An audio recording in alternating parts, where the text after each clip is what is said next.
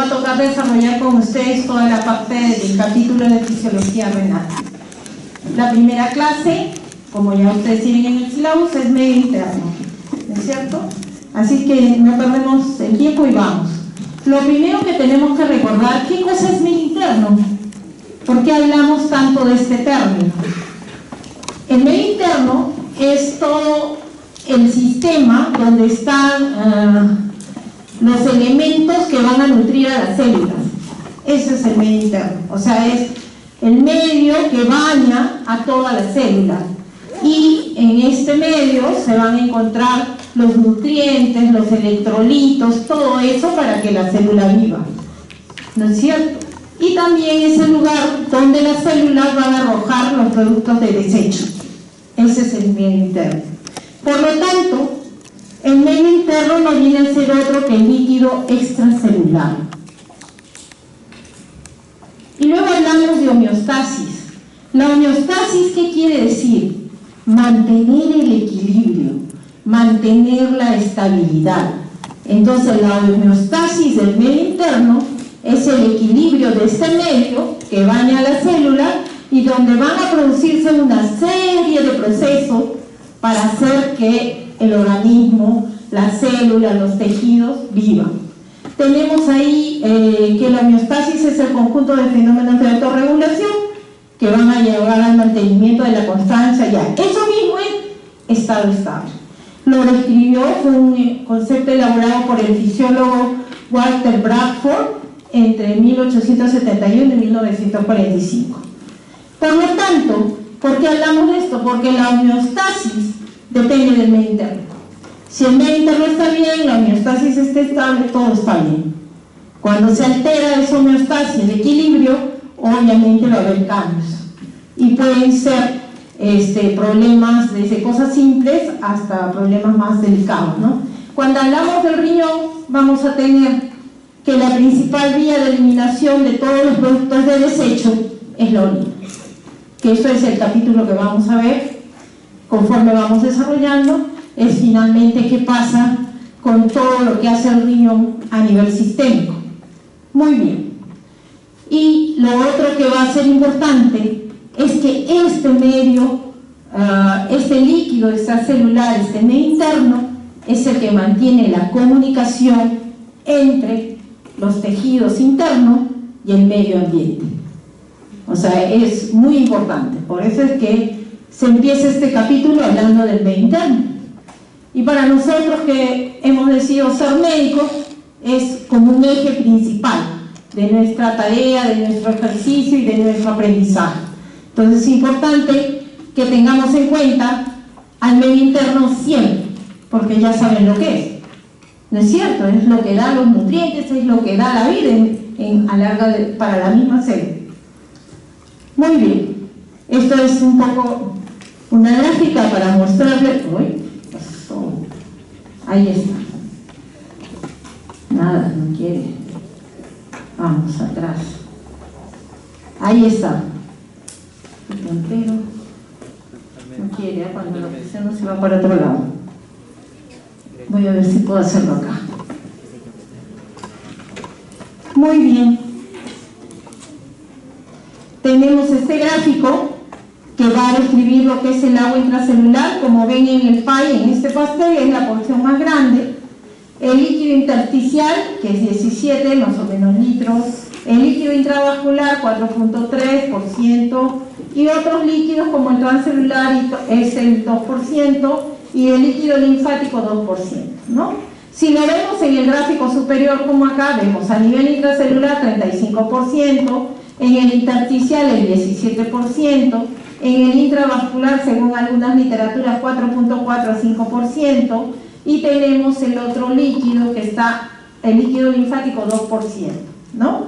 Ese es un gráfico para ver eso, y luego tenemos qué pasa a nivel de todos los tejidos. Como nos decía, mire, todo el cuerpo humano y los diferentes tejidos van a tener que ver con esta solución acuosa en la que estamos sumergidos todos. Y la homeostasis está representada por esta balanza, que lo que vamos a ir viendo en los siguientes días es cómo se mantiene ese equilibrio, cómo la naturaleza y el engranaje mantiene el equilibrio para tener este medio interno en óptimas condiciones. Por lo tanto, este conjunto de líquidos que se circulan y rodean las células, otra vez volvemos a repetir, proporcionan los nutrientes, los electrolitos, el oxígeno, y este es el líquido extracelular. Acuérdense, el líquido extracelular medio interno. Avanzamos. Muy bien, ahora que ya sabemos que el medio interno es básicamente líquido, vamos a hablar rápidamente del agua corporal total. El agua corporal total, como ya hemos venido viendo, es importantísimo. ¿Cuánto representa? Representa, depende, si somos más pequeños, o sea, si somos recién nacidos, lactantes, según la edad va a cambiar el agua corporal. También va a cambiar de acuerdo al peso, al que tengamos mayor o menor cantidad de grasa. Si practicamos deportes, todo eso va a hacer que cambie. ¿Qué tenemos que saber? 60% del peso en el varón. Y miren, y en las mujeres, 50%. ¿Alguien me dice por qué? ¿Por qué el varón tiene más agua corporal, más agua en total que las mujeres? Porque las mujeres tenemos mayor cantidad de grasa corporal y el varón tiene más músculo, por eso tienen más agua. O sea, el que hace pesas tiene más agua en los músculos también. Ahora, esta agua corporal total, ¿cómo se distribuye? Miren, hemos dicho, es 60% del peso en el caso de los hombres y en las mujeres 50%. De ese porcentaje, el 60% está dentro de las células y el 40% viene a ser nuestro medio interno o el líquido extracelular.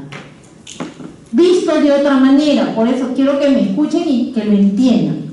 Si yo digo el 60% es el agua corporal total, si lo veo en esa secuencia lógica, el 40% es líquido intracelular y el 20% es el extracelular. 40 más 20, 60.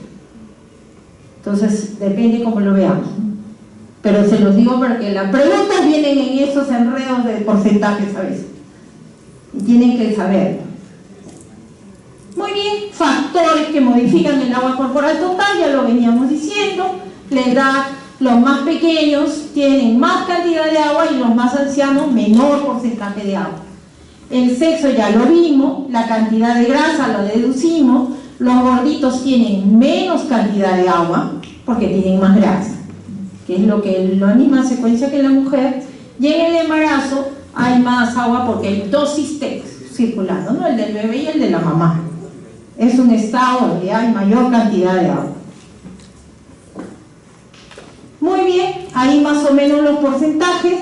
Cuando estamos hablando del recién nacido, representa el 75 a 77% del peso, los lactantes 65.5%, hasta los 6 años de edad 61.7%, el adulto joven 60%, la mujer también 50% y los viejitos 45 a 50%. Muy bien, y entonces, esta está mal cortada, pero no importa. A ver, vamos a ver.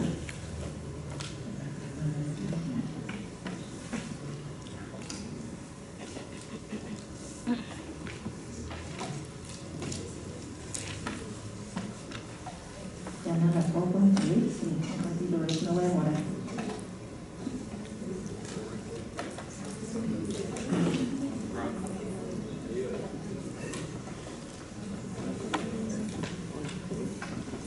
Ya, ahí está, se arregla con eso. Muy bien, entonces este gráfico lo que nos trata de mostrar es lo siguiente: cómo es la distribución si consideramos que ese rectángulo es todo nuestro cuerpo. Entonces, ¿qué tienen? Tenemos que para el intravascular está el 40%, el extracelular, y el intracelular 40%, el intravascular es el 20%, pero el intravascular está formado por dos compartimentos. El intersticial, que es el 15%, y el intravascular el 5%. Acá ustedes ven un rectángulo muy pequeñito que es el transcelular.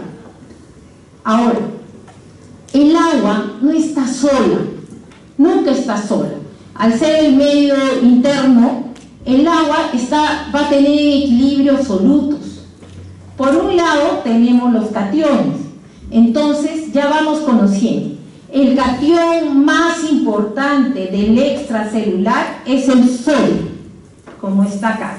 Y el catión más importante del intracelular es el potasio, como está acá. Esta es la membrana semipermeable. Esto es intracelular, extracelular. Y siempre se va a cumplir el principio del equilibrio. Tiene que haber lo mismo a ambos lados de la membrana. Por eso acá está representado acá. Sodio 140, potasio 140. ¿No? Va a cambiar ahora después conforme vamos más adelante, vamos a ver, pero la idea es que recordemos que se mantiene un equilibrio, que hay homeostasis en todo. Eso es por el lado de los cationes. Por otro lado, tenemos la osmolalidad. ¿Se acuerdan lo que es la osmolalidad? En química, en algo de eso, no, nada. ¿Alguien se anima? ¿Qué es osmolalidad? ¿Nada?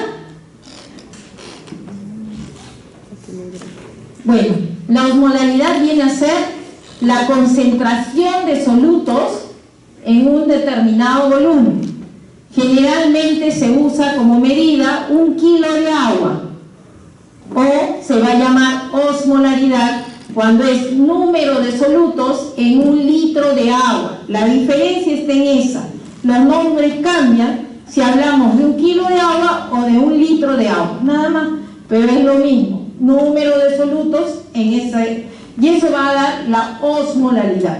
Y como ven, en el tercer rectángulo también se mantiene equilibrio a través de la membrana semipermeable, como lo ven ahí, 300 miliosmoles a un lado y 300 miliosmoles al otro.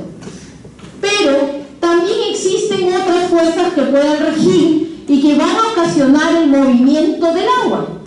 Todos estos pueden, como la membrana es semipermeable, o sea que tiene poro, pueden moverse de un compartimento al otro. Y ahí vienen las famosas presiones. Y miren ustedes, para el movimiento del agua, entre el compartimento intracelular y extracelular, tenemos a la presión osmótica. Para el movimiento del agua, entre el intersticial y el intravascular, tenemos a la presión oncótica. La presión oncótica también es llamada coloidosmótica y depende de las proteínas del plasma. Por lo tanto, desde hoy día, ¿dónde habrá presión oncótica? ¿Ah? La sangre. Fuerte.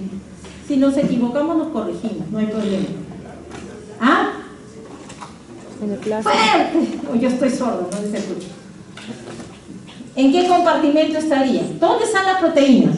En la sangre. ¿Dónde está la albúmina? En la sangre. En el plasma. Ah, en el plasma, en el intravascular. Acuérdense, el único que tiene presión oncótica es el intravascular, no hay otro. O sea, no hay que estar para acá, para allá, mentira, solo hay ahí porque ahí nomás hay proteína. O sea que eso desde hoy día, para que no se confundan.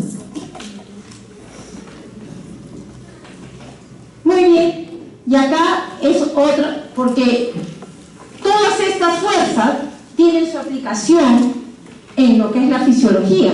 Eso es parte de los mecanismos en que se desplaza el agua a nivel de los capilares.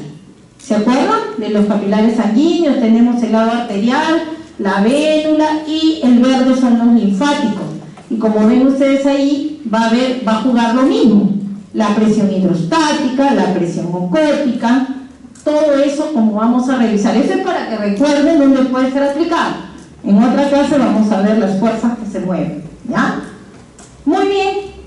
Ya aparte de lo que hemos visto, hay otros 3 espacios pequeños que tienen agua: tejido conectivo, cartílago, tendones, el agua de la matriz del hueso y el famoso transcelular, que son las secreciones digestivas, el sudor, el líquido cefalorraquídeo y el fluido pleural, el cardíaco y el peritoneal, que está entre dos membranas y que en el estado estable no se nota, pero cuando hay patología se llenan de agua, ¿no? Como el derrame pleural, la citis, el derrame pericárdico, ahí se hacen evidentes. Muy bien, otra vez es lo mismo, parecido, 45% de sólidos, 55% de fluidos para la mujer, según la literatura, pero para nosotros, para efectos de fisiología renal, es 50% la mujer y 60% el varón, ¿ya? Les digo desde el día, después de las preguntas de exámenes no me digan, no, que no era así, que era así. De una vez vamos fijando las cosas y así tranquilo. Esto es lo mismo de lo que ya hemos hablado y cómo se va a dar el pasaje entre la membrana semipermeable, que hasta aquí estaría representado por la pared vascular, y las células, ¿no? Las células del tejido. Muy bien, este es un ejemplo práctico. Tenemos un varón que pesa 70 kilos, ¿ya? Entonces decimos 60% es el agua corporal total. Entonces lo multiplicamos y tenemos que el 60% de 70 es 6 por 7, 42, ¿verdad? 42 litros de este sujeto varón son el agua corporal total. Y vamos a ir a ver cuánto es el intracelular y cuánto el extracelular. Y ahí lo tenemos. El agua intracelular viene a ser los 28 litros y el agua extracelular los 14 litros. Ahora ya sabemos, el extracelular tiene dos compartimentos también. Uno que es el intersticial y el otro que es el intravascular. Y en nuestro ejemplo, en el intersticial tenemos 11 litros y en el intravascular 3 litros, que es más o menos como tenemos que hacer los cálculos y como vienen los ejercicios, ¿no? Muy bien, ¿cómo se distribuyen estos líquidos corporales? Lo primero que tenemos que recordar que existen los límites anatómicos. ¿Qué nos separa la célula del medio interno? Las membranas, ¿no es cierto? Las membranas celulares. Y esto va a hacer que tenga, según donde esté, haya una permeabilidad selectiva, porque las membranas, ¿qué tienen? ¿Cuál es la composición más o menos? ¿Ah? Capa lipídica. ¿Qué más? ¿Qué carga tienen las membranas? ¿Ah? ¿Qué? ¿Qué carga tiene la membrana? Las mayorías tienen cargas negativas fuertes, la mayoría, especialmente a nivel renal. Y eso va a hacer que, de acuerdo a cada membrana y cada grosor y todo, la permeabilidad cambie y el pasaje sea de una u otra sustancia, ¿no? Y eso va a cambiar cómo es dentro y fuera de la célula. Entonces, ahora que estamos en el agua, hay que recordar cuáles son las funciones del agua, por qué estamos ocupándonos. Tenemos, creo, 2 o 3 clases de agua en fisiología renal, por diferentes cosas. Pues esta es la parte general. Las funciones del agua son la primera, la que conocemos bastante, es que regula la temperatura, ¿cierto? Si aumenta la temperatura, ¿qué nos pasa? Vamos a perder agua por efecto de la evaporación, ¿sí o no? Perdemos agua. ¿Qué otra cosa hace el agua? Va a aportar los líquidos para las secreciones glandulares. ¿Por qué? Porque si ustedes en algún momento han estado en la playa o en algún lugar donde no han podido acceder al agua, ¿qué pasa? ¿Qué se te seca? La garganta. La saliva, la boca, ¿verdad? Se seca la boca y no hay deseos de ir a orinar, a misionar, porque el agua se reabsorbe toda para mantener estable todos los estados. Y eso es lo que pasa, o sea, va a aportar los líquidos para la secreción. Otra función importante del agua es que es un medio de transporte. Va a intercambiar, se mueve de acuerdo a lo que hemos visto, a la concentración de los osmoles, de acuerdo a la presión hidrostática, presión oncótica, de un compartimento al otro. y no se va sola, se va a mover con solutos, con nutrientes, es un medio de transporte entre la célula y el... ¿Quién rodea la célula? Ahorita. El medio interno, así es. Muy bien. Mantiene la volemia, ¿no es cierto? Ese que nosotros nos sentimos hidratados sin necesidad de ir a tomar agua, porque ya hemos ingerido y esté estable, esté en equilibrio, no nos da sed, ¿no? Mantiene la volemia, el volumen sanguíneo, así se llama volemia. Mantiene la presión arterial, porque si nos deshidratamos se nos cae la presión, y si nos sobrehidratamos, en algunas personas les da hipertensión arterial, también tiene que ver con la presión. La otra es que es muy importante para que el riñón funcione, como vamos a ver. Entonces, ¿qué tiene que ver mucho con la función renal? El agua. Mantiene la concentración de los electrolitos. Claro, porque según como esté en el extracelular o en el intracelular, y de acuerdo a lo que esté pasando, va a mantener ese equilibrio. ¿Qué más? Forma el medio acuoso donde se desarrollan los procesos metabólicos. Cuando comemos, ya sean proteínas, carbohidratos, grasa, el agua se va a generar y va a servir para estos procesos. O sea, el agua es vital. Por eso es que eso que se dice que el agua es vital para la vida, es verdad. O sea, sin agua no podríamos vivir. Como ven.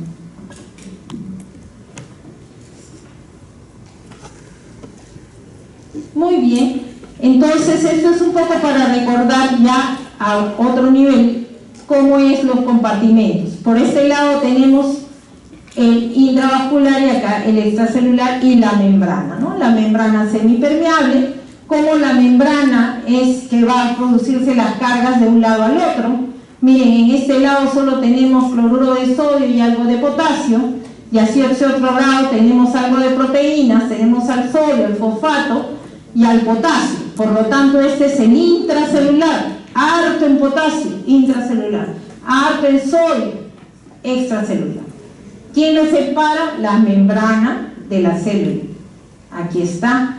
Si ustedes ven, que es lo que les decía, miren, a este lado de la membrana, al lado de la célula, la carga es negativa, y al otro lado, en el extracelular, la carga es positiva. Y como ven, acá hay unas rejillas que vienen a ser los poros por donde se va a desplazar tanto el agua como los solutos.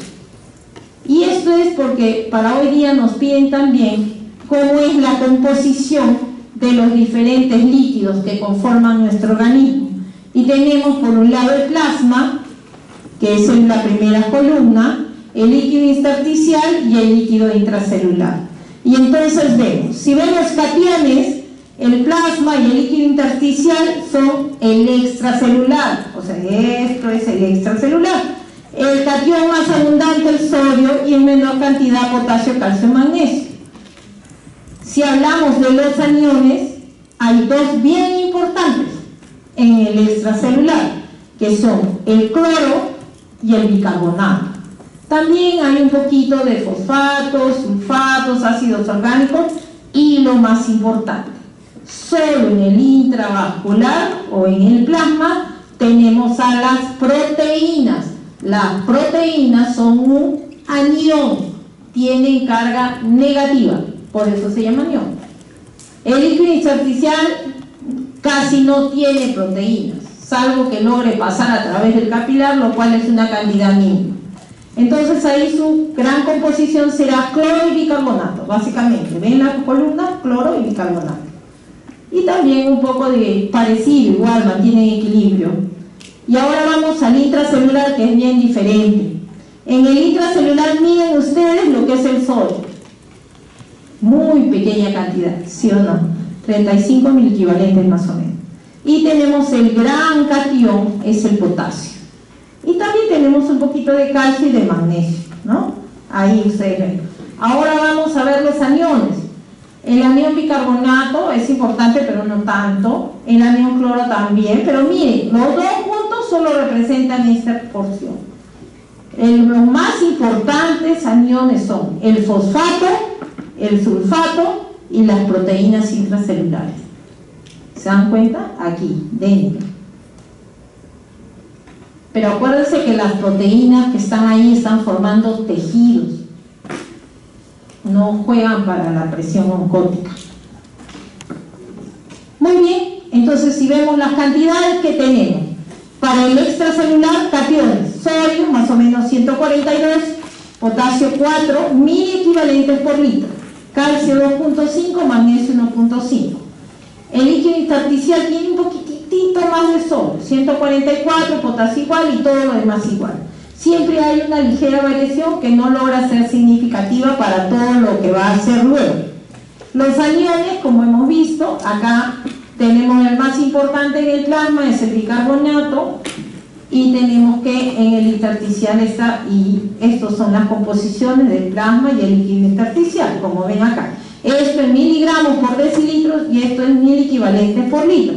Lo que vamos a aprender desde hoy día es que en medicina la expresión generalmente va a ser 1000 equivalentes por litro, milimoles por litro. ¿Se acuerdan la diferencia? ¿O no? ¿Cuándo se llama milimol por litro? ¿Cuándo se llama 1000 equivalente por litro?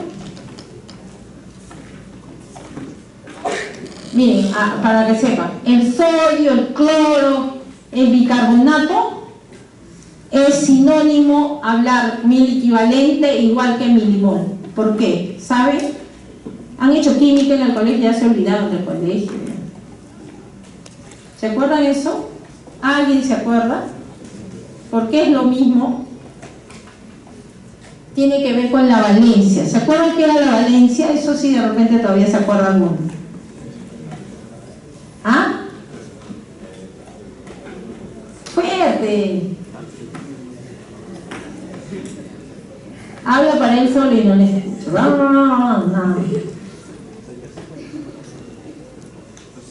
Mejor voy ahí, ya, le pongo el micro y así escuchamos todo. Porque si no, no entienden. De repente sí, la saben, pero no puedo entender. A ver, cuéntanos, ¿cómo es lo de la valencia? El examen de la última orina del átomo. ¿Qué significa la valencia? No se acuerdan. La valencia es la capacidad de unión de un ion con otro ion para formar moléculas. En lo que tiene valencia 1, solo se puede unir con un elemento a la vez. Por lo tanto, en ese caso, el milimol y el 1000 equivalente son lo mismo. En todos los que tienen valencia 1 es lo mismo milimol que 1000 equivalente. En cambio, en los que tienen valencia 2 o más, van a cambiar. ¿Por qué tienen que saber? Porque cuando, ahorita no, pues están estudiando medicina, pero cuando ya sean médicos van a encontrar los resultados y van a tener que acordarse de la clase de hoy día para interpretar los resultados. Porque vienen en milimol, en micromol, vienen en 1000 equivalentes, en miligramos, y ahí recién dices, uy, hubieras tomado en cuenta mi clase. Muy bien, seguimos entonces. Ahí lo tienen, las proteínas, miren cuántos miligramos por decilitro hay y cuántos miliequivalentes se forman, ¿no? 14 miliequivalentes por litro. Muy bien, ahora vemos el intracelular. Como les decía, miren la cantidad, el más importante catión es el potasio, 115 miliequivalentes por litro, el sodio, 35, como ya les había mencionado, calcio 5, magnesio 27. Los aniones tienen lo más importante, el fosfato, los cloruros, los carbonatos y los sulfatos, ¿no? Y ahí están las medidas, las concentraciones. Ahora pasamos rápidamente, de haber visto así en el macro, vamos a ir a ver cómo es ese manejo del agua diaria, ¿no? ¿Cómo es? Entonces ahora vamos a ver la ingesta, absorción, distribución y excreción del agua, que finalmente, ¿cómo lo valoramos nosotros en el mundo médico y en todo? Lo valoramos con el balance hídrico. Por eso es importante conocer. Entonces, ¿qué tenemos como principales ingresos? ¿Cómo entra el agua? Por la vía oral. Salvo que estemos mal y hospitalizados y nos pongan una vía y sea vía parenteral, pero normalmente en situaciones normales, vía oral. Más o menos consumimos, de acuerdo a la temperatura también, ¿no? 1.5 litros al día. que es el ejemplo, de los cuales, como ustedes ven ahí en la flecha, se distribuyen rápidamente, difunden y se equilibran en los dos compartimentos, entre el extracelular y el intracelular. Y luego vienen las pérdidas. Vamos a tener pérdidas fijas diarias. ¿Cuáles son? A través de la vía gastrointestinal, las deposiciones pierden un contenido de agua. El simple hecho de respirar también pierde agua. Y la piel también pierde agua. Por eso es que si sube mucho la temperatura, las personas sudan, están evaporando agua. Y luego tenemos la pérdida variable, que finalmente es el regulador de toda esta agua, que es el riñón, y que lo va a regular a través del volumen urinario, ¿no? Los demás son fijos, como ven ahí, la pérdida es fija, y más o menos representa tanto la pérdida insensible como la pérdida gastrointestinal 0.5 litros, ¿no? Y la orina más o menos 1 litro. ¿Por qué está así el ejemplo? Porque para el estado estable lo que entra sale, 1 litro en orina y 0.5 en lo demás. ¿Se dan cuenta? Eso es el estado estable. Lo que entró salió. Balance hídrico 0.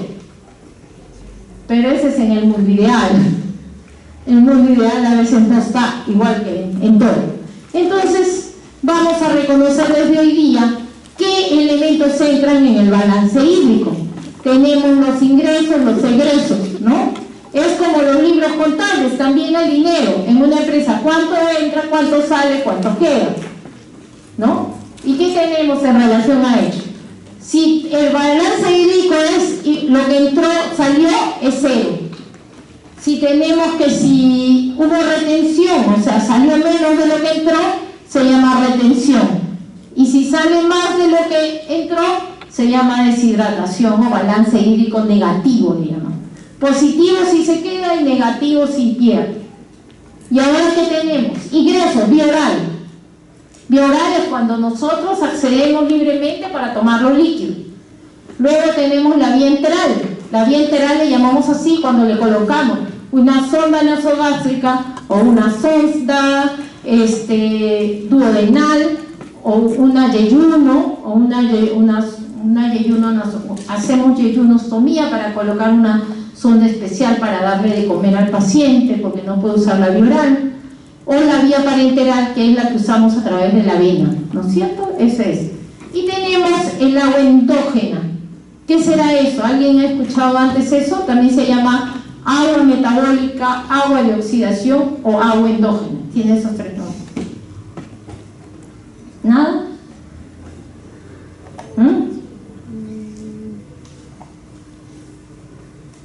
Todavía no saben eso. A ver. Para cada vez que comemos y entramos nutrientes a nuestro cuerpo, el proceso metabólico de cada uno de ellos va a generar agua. Los carbohidratos, la proteína, la grasa, todo van a generar agua. Esa es la famosa agua endógena, agua de oxidación o también llamada agua metabólica. Muy bien, en los egresos vamos a tener 2 cosas. Egresos ordinarios, que es lo que les mencioné en la lámina anterior, que es la vía gastrointestinal, la piel, la respiración, esos son ordinarios. Y vamos a tener también la diuresis y las heces, que son ordinarios, pero tenemos pérdidas extraordinarias. ¿Cuáles son esas pérdidas? A ver, ayúdenme. Sudor abundante, 1, ya. Diaforesis, ya. ¿Cuál otro? ¿Ah? ¿Ah? Lágrimas, dice. No, ya no seas malo, litros van a llorar el segundo. No, cosas más prácticas. Gastrointestinales, las diarreas, los vómitos, las fístulas, los drenajes. Eso van a hacer perder agua. La poliuria, cuando hay problemas a nivel de diabetes insípida, a nivel renal.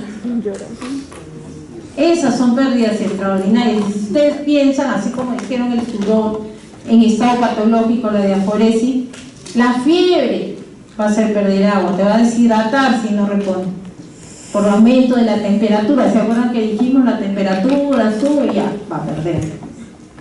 ¿Qué más? Si te quito la piel, los quemados pierden el agua en cantidad, se deshidratan. Tienen que imaginarse, pues, tan fácil no es, hay que imaginar para que nos ayude a recordar. Muy bien, eso es más o menos un ejemplo de cómo es un balance hídrico. Cuánto se considera por los ingresos, egresos, y miren en este caso, ejercicio intenso. Miren, miren, no orina, pero miren sudor cuánto ha perdido. Los amantes del gimnasio, por favor, no se olviden su agüita. Más los que hacen mayor desgaste muscular, más agua pierden. Hagan cardio nomás, no hagan mucho. Y si no, con su botella de agua, incluso con sal, suero. Si no, miren cuánto se pierde. Muy bien, ahora ya vimos el balance, lo que entra, lo que sale, lo que queda. Ahora vamos a empezar a mirar la composición de estos líquidos y cómo tienen que ver con el medio interno. Ya les había dicho qué cosa era la osmolaridad, ¿se acuerdan? Número de solutos en un volumen determinado. Muy bien, acá las cantidades de las sales de sodio y potasio, que estamos hablando tanto de cómo se mueve a través de la membrana semipermeable, va a crear una osmolaridad que es de 290 miliosmoles por litro, donde la mitad corresponde al sodio y la mitad al potasio. Acuérdense, así es, esa es la osmolaridad. Ahora, esta diferencia se va a mantener activa por las enzimas de la pared de la célula. ¿Por qué? Porque todas las células, todas, tienen en su membrana la bomba del sodio-potasio ATPasa, que es la que va a mantener la estabilidad entre ambos compartimentos. Si no hubiera la bomba de sodio-potasio ATPasa que regula esto, ya no estaríamos vivos, porque la célula moriría máximo en 10 días. O sea, ya no estaríamos bien. En 10 días no nos hubiéramos dejado de existir. Esta bomba es la que va a regular que se mantenga esta estabilidad y que la célula no explote, porque eso sería lo que ocurre. Porque miren lo que pasa, la bomba hace que salgan 3 sodios al extracelular e ingresen 2 potasios a la célula. Ese es su trabajo. Saca 3 sodios, ingresa 2 potasios y genera una gradiente electroquímica que favorece el proceso de transporte del resto de los solutos. Muy bien, aquí tenemos, miren, cómo está el movimiento a nivel del extracelular, el intracelular. Siempre hay poros, siempre semipermeable, y más o menos siempre van a tratar de mantener el equilibrio, y los porcentajes están representando la cantidad del agua que tiene cada compartimento. En todo este juego existe una definición de cómo se van a producir el pasaje de líquido a nivel capilar. ¿Se acuerdan que vimos la fotito del capilar, el linfático, tanto la vénula como la arteriola? En esa figura existe lo que se conoce como el equilibrio de Gibbs-Donner. El equilibrio de Gibbs-Donner nos dice: la pared capilar es permeable a todos los solutos, excepto a las proteínas. ¿Estamos de acuerdo? La proteína no pasa. Por eso es que hemos dicho que el único que tiene presión osmótica es el intravascular, que es donde está más concentrado. Muy bien. Por tanto, la concentración de aniones y fusibles será mayor en el líquido intersticial libre de proteínas, claro. Porque los que son difusibles, ¿quiénes son? El cloro, el bicarbonato, los fosfatos, los cloruros, todo eso son los difusibles, los más pequeñitos. Porque la proteína es un anión, pero es tan grande que no difunde. se quede en el intravascular, ¿no es cierto? Entonces hay una mayor carga negativa en el extremo final. ¿Por qué? Porque la proteína no pasa y entonces ahí hay un poquito más de aniones. Entonces, ¿qué nos dice? La electroneutralidad se va a mantener a ambos lados de la membrana, o sea, la carga negativa o positiva se va a mantener. ¿Te acuerdan que vimos en la figurita? Positivos para el lado extracelular, negativos para el lado intracelular, ya. Eso se mantiene, pero la osmolaridad, que es el número de los solutos, es diferente. Será mayor en el espacio intravascular que tiene proteína, porque ¿se acuerdan cuánto había? 7.000 miligramos de proteína, que eran 14.000 equivalentes. Los otros no logran pasar tanto. Por lo tanto, ¿qué va a ocasionar? Ahí está. Miren, en el equilibrio de Gibbs-Dona, aquí tenemos esto. Este es el extracelular, este es el intracelular, negativo, negativo, positivo, positivo acá, ya saben bien. Entonces, ¿qué tenemos?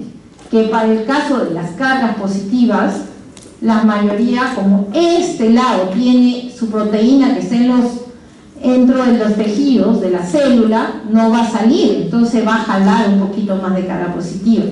Y miren lo que pasa. Aquí tenemos que estas cargas negativas están mayores en este lado que en este lado. Y miren lo que pasa. Tenemos más cargas de estas son las proteínas. Entonces, ¿qué va a pasar con el agua?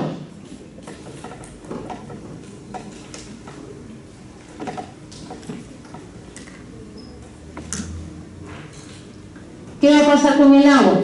El agua va a irse moviendo hasta que se equilibra sin que notemos nada, pero existe la idea de que va a haber un poquito más de agua en el intersticio del capilar alrededor del vaso sanguíneo. ¿Por qué?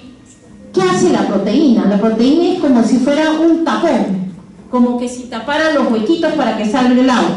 Como es mayor en el lado intravascular, no pasa.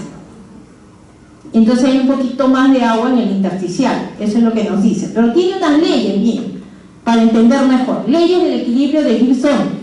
Dice, el producto de los sillones difusibles, de los que sí se pueden mover de un lado a otro, es idéntico a ambos lados de la membrana. Porque la homeostasis es eso, siempre van a tratar de equilibrarse, van a mantenerse igual de un lado y del otro de la membrana. Eso es lo primero que dice Gibbs-Dona. Luego dice, la electroneutralidad también es igual, se va a mantener a ambos lados de la membrana, que ya también lo vimos. Entonces, los cationes y los iones van a hacer lo mismo. La suma de los iones difusibles es mayor en el compartimento en el que se encuentra el ion no difusible. O sea, si sumamos aniones y cationes, es ligeramente mayor en qué lado, en el intravascular. Eso es lo que dice. Donde está el ion no difusible. Se va a desarrollar una diferencia del potencial a través de la membrana y la polaridad va a estar dada por el ion no difusible, que en este caso es la proteína, la albúmina. Hay un video para que vean un poquito cómo es que se mueve y cómo es que al final hay un poquitito más de agua en un compartimento que en el otro. En los estados estables de homeostasis no se nota nada, no hay nada.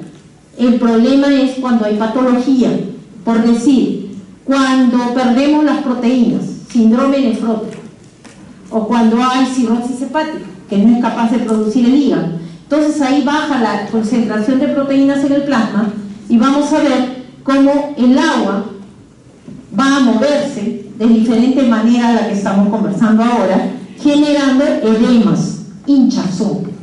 Por eso es que revisamos la fisiología para ver qué pasa. Ya casi vamos terminando y vamos ahora a ver lo que son la medida de los volúmenes de los líquidos corporales.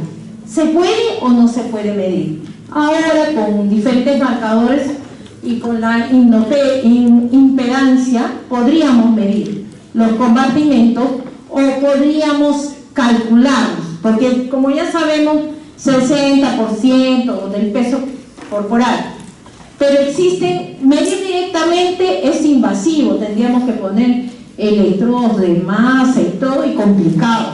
Para medirle a las personas, imagínense que los tengamos que invadir. No se puede, no es serio. Indirectamente sí se puede, como ven ahí. Método de la dilución del indicador. ¿Qué quiere decir esto? Que le pongo algo a la sangre y veo por dónde se pasea, dónde pinta. Puede ser un marcador de tipo medicina, un fármaco nuclear, puede ser un pigmento, cualquiera de ellos que me permita medir. Entonces, ¿qué tenemos para medir? El indicador de la masa A será igual al volumen de A por la concentración de A.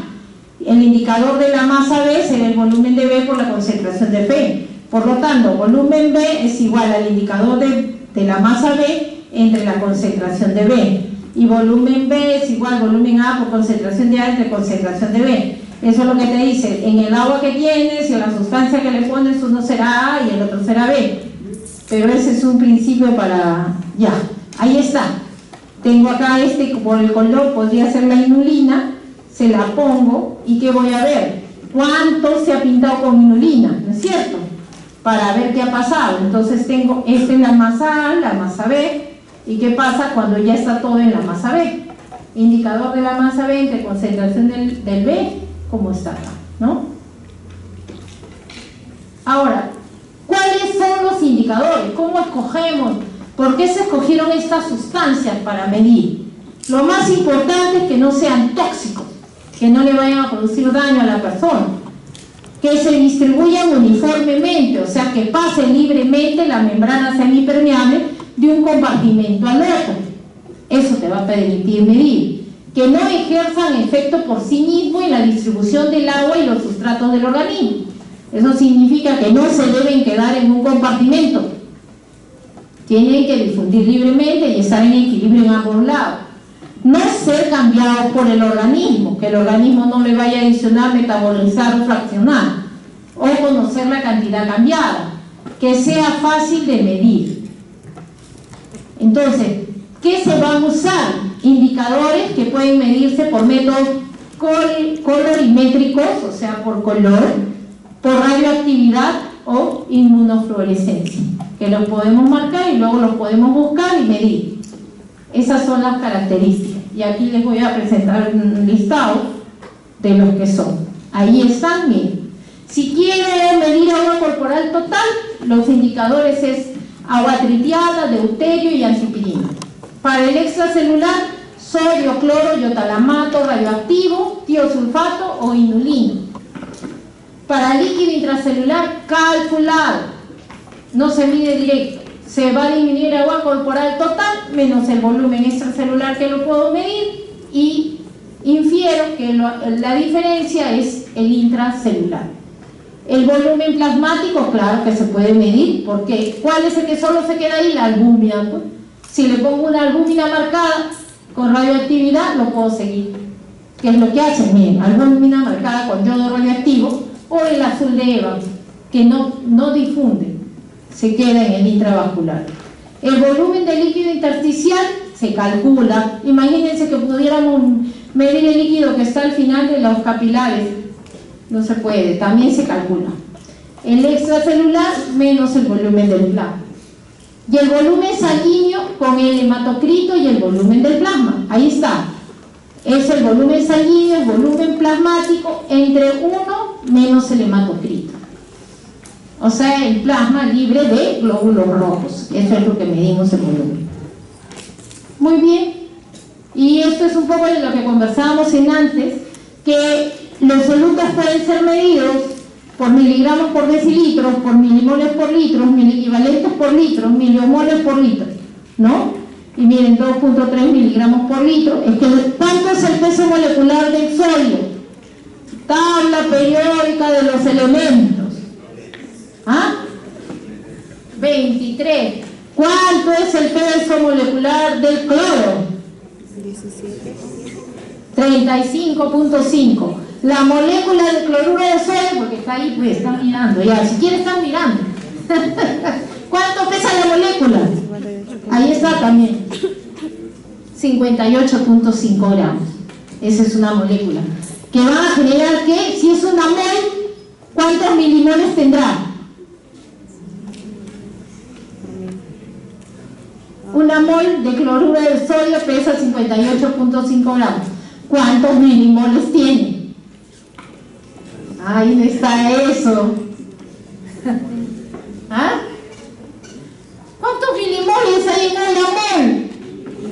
1000 milimoles. Piensen un poquito. Muy bien, acá está un poquito lo que hablábamos, la unidad, conceptos de equivalencia química, carga eléctrica, de acuerdo a su carga iónica se van a combinar, ¿no? Catión con anión. Cargas diferentes se traen, cargas iguales se repelen.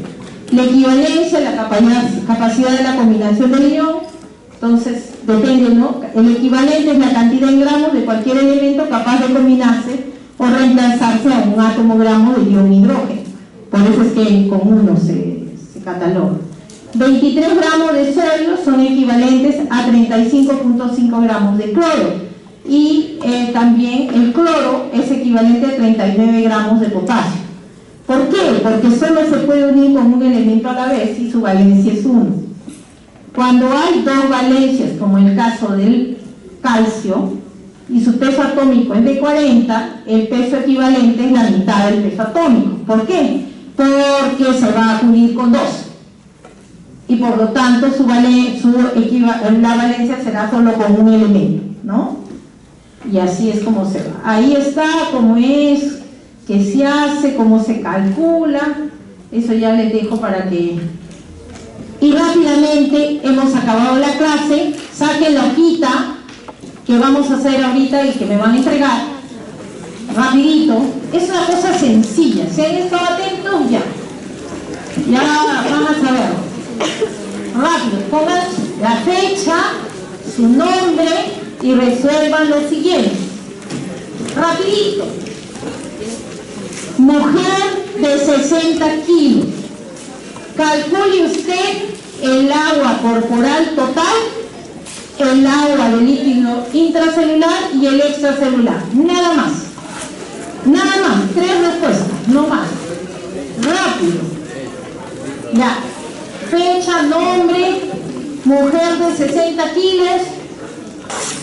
Calcule agua corporal total, líquido extracelular y líquido intracelular. 3 respuestas, nada más.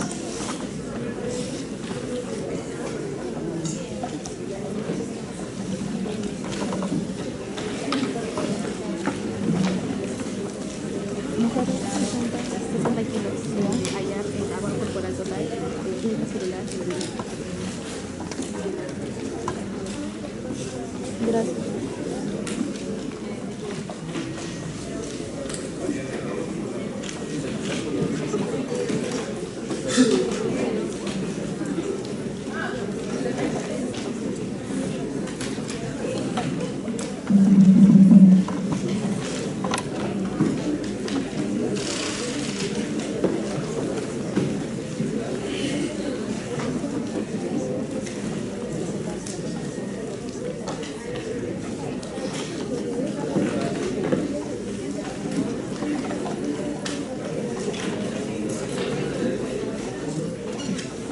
¿Ya? ¿Terminaron? Está facilito, que esta cosa no es sencilla. Apúrense.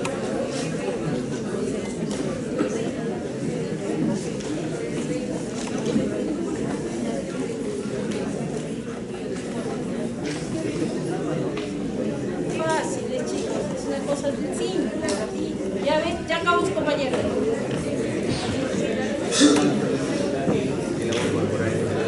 El agua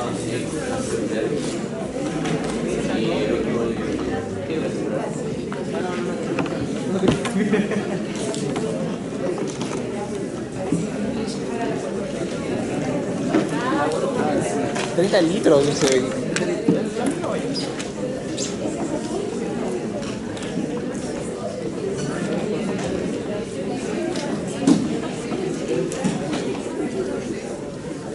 De los 30 litros se le saca. Hoy día, de los 30 litros se saca 60 y 40. Ah, no, es que tiene, a lo mejor es 50%. Ah.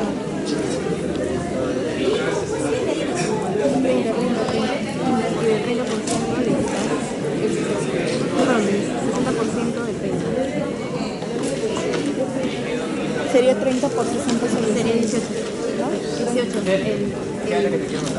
El intra sería el 18. El 12.